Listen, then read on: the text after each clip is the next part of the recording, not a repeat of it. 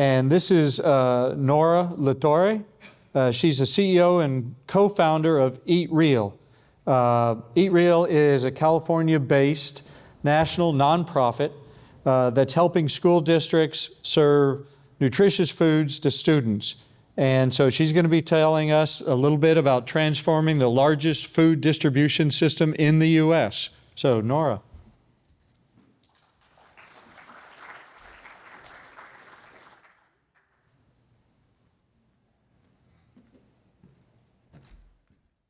Wonderful. Thank you. Hi, I'm Nora LaTorre, CEO of Eat Real, which is a children's health and planet health nonprofit where we believe that every child deserves a healthy, delicious future on a livable planet. And I'm excited to be here today because I love the ocean. I love the ocean for its role in our planet's health and in our own health. So I'm going to actually start with talking about human health. So pop quiz time. So get ready to stand up with me for a second. We're going to get the energy moving right before lunch, okay? So I'm going to ask you a question, and I need you to think about, I'm going to tell you what the three options of answers are, and I need you to think about which answer you're going to stand up for. So the question is, from 2014, 6 years prior to the pandemic, to 2022, how much has US lifespan increased? Three options. It's increased 6 months is the first answer. It's increased 1.5 years is the second answer. It's increased 2 years is the third answer. So if you think it has increased 6 months, I want you to stand up now. Okay, if you think it's increased 1.5 years, stand up. Stay standing. Okay, that's fine. We can do it either way. Yeah, it's good. Okay, if you think it's increased 2 years, stand up. All right, I need you to keep standing. If you've already answered, stand. So everyone just keep standing. I didn't make that clear. Yeah. Okay. A few people are sitting. I'm curious, why are you sitting? Why? Oh, so the people that are sitting think that it decreased. Well, you're right. So that was a trick question. I love a good pop quiz and a trick question. I'll just have you on the edge of your chairs already. So you're right. Actually, we're experiencing what we're calling the phenomenon American health collapse. So for the first time in US history, we're seeing lifespan, health span, and happiness span drop. And the right answer is it's declined 1.5 years. So it peaked in 2014, and that means that myself I'm an elder millennial or a geriatric millennial, as they told me in pregnancy, which was great. Myself as an elder millennial my son, Nico, who's 3, he will live 1.5 fewer years than I will as a millennial. And that's 511 sunrises that he won't see. And I'm not okay with that. I'm not okay with that as a mom. I'm not okay with that for our generation.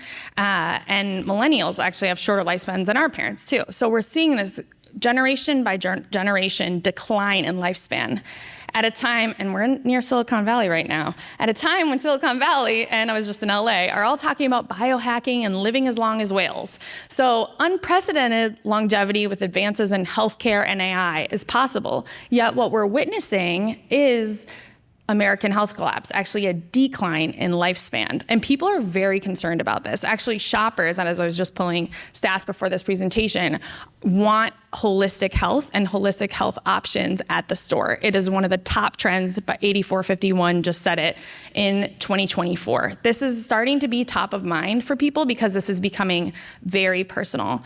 What people don't realize is that when you pull, per the WHO, the biggest driver in this health collapse, the biggest driver is actually ultra-processed food-related disease. So these are heart disease, diabetes, obesity, cancers. These are ultra-processed food diseases that are preventable.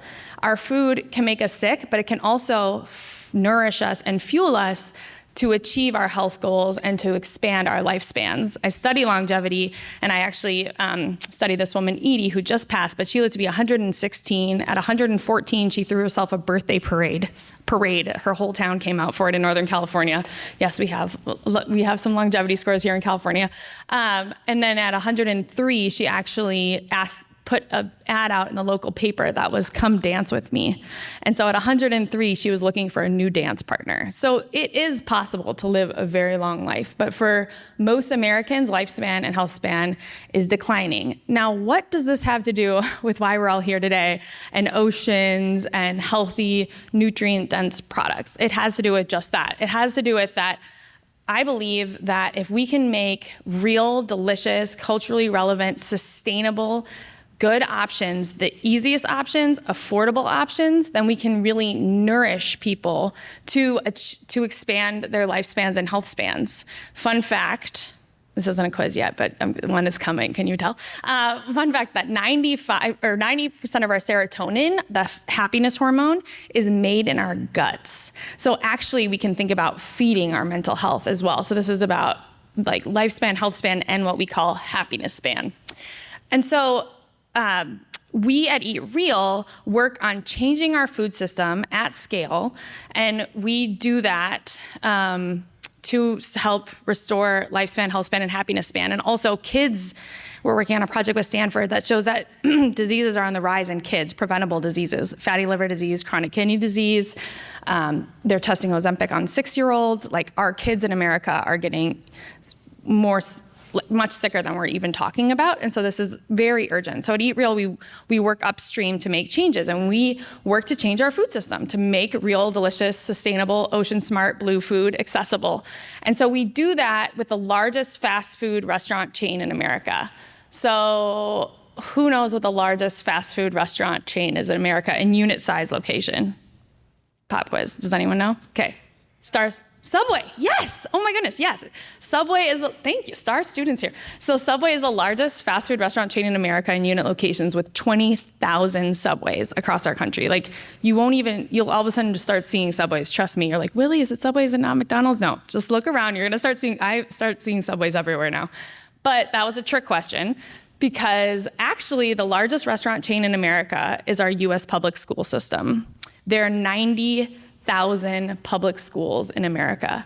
They serve 7 billion meals. There's one as an anchor and a food access hub in almost every single community in our country. And so we at Eat Real help schools overhaul their food and make it the best restaurant in town for what we call the most important customers. And so I was just at school lunch yesterday because it's my favorite. It's so good, it's possible. And they're serving up amazing, delicious food that feed kids' mental health, that feeds their growth and development, that helps prevent disease and helps kids expand their lifespans and health spans. And so we really believe that schools can be these huge champions of real food and of blue food, of sustainable seafood options. So for a couple just quick examples of what does that mean and what does that look like, we're seeing that schools are buying seafood alternatives, like making beet poke bowls. That's a real thing on a school menu. They're buying fish seconds, bycatch. They're buying sustainable seafood. They're making amazing sustainable seafood tacos. That's like one of my favorite things on school menus. And so it's really cool to see their potential. At Eat Real, we're going nationwide, and we can optimize $1 billion of US cafeteria budgets by the end of next year. So the size of the opportunity is truly massive. And so that's a little bit about Eat Real and a little bit about why we do what we do. And we know that people really care about this. We have parents, grandparents, community members, doctors reaching out to us every single week. Sometimes it's like multiple times a day, to get their communities involved in, because they want to transform their food system. And so that's why I was excited to come and talk to you all today, because I believe that you represent the most important parts of the food system: the suppliers, the farmers, the storytellers, the NGOs, the food companies that are helping innovate our food system to be more planet smart and healthier for kids. I wanted to just share a couple of thoughts as I was sitting here looking at all of you so very engaged in this conversation. two kind of prompts for you are, one, what, as you're at lunch momentarily, but how can you really safeguard our food system and accelerate solutions that work, while carefully interrogating any potential unintended consequences? So you have a big responsibility as food leaders to think about your innovations, whatever, as you're working on blue food solutions, how can you make sure and be certain that the options that you're creating are indeed healthier for the planet without unintended consequences, and actually leapfrog current solutions and make them more nutrient dense?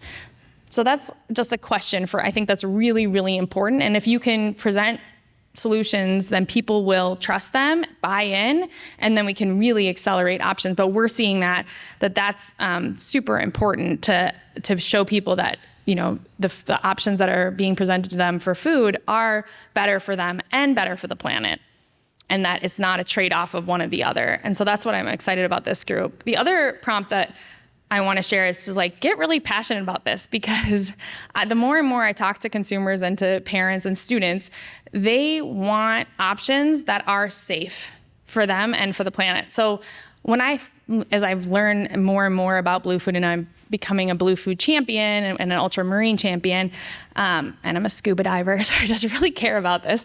I think that people don't realize how much plastic is in our food. They don't want a side of mercury. They don't want contaminants. And people don't even realize yet how unsafe parts of our food system are. And they want to be able to trust and know that the options that are in front of them are a better option for them, and that they are safe, and that it's not coming with a side of plastic obesogens or with a contaminant that can hurt their unborn child's development or neurological development. And so I think it's just something to really talk about and to think about, is how do you leapfrog and provide better options and really show consumers that there are more nutrient dense, safer, positive options. And so I think that's one big thing for this group. And I'll just share, I think so those are two prompts for you at lunch to talk about. What are some ways that you can make sure that you're safeguarding impact and being thorough about your impact? And then how can you educate consumers and make it really easy for them to understand the benefits of blue food? And then this is eatreal.org. I'll just share, and you can connect with us. You can sign up for our newsletter, which shares a lot of fun facts and quizzes like I just shared. And we work with the best doctors, chefs, and leaders around the country. So some really exciting impact that we share. And then also you can connect with me on LinkedIn, etc. I'm happy to have a conversation with you and just keep this conversation going. And so I think those were the main things that I wanted to cover. But yeah, I'm really grateful to be here, and I'll be around for a little while afterwards. So I would love to connect with all of you. And I just hope that you'll think about what is your role in expanding happiness span, health span, and lifespan through food, and how can you see yourself as a blue food champion, as an ocean champion, et cetera. And I think you all talk about it probably all day at work, but then also be raising awareness and creating the culture change that we need to accelerate solutions at work. Thank you.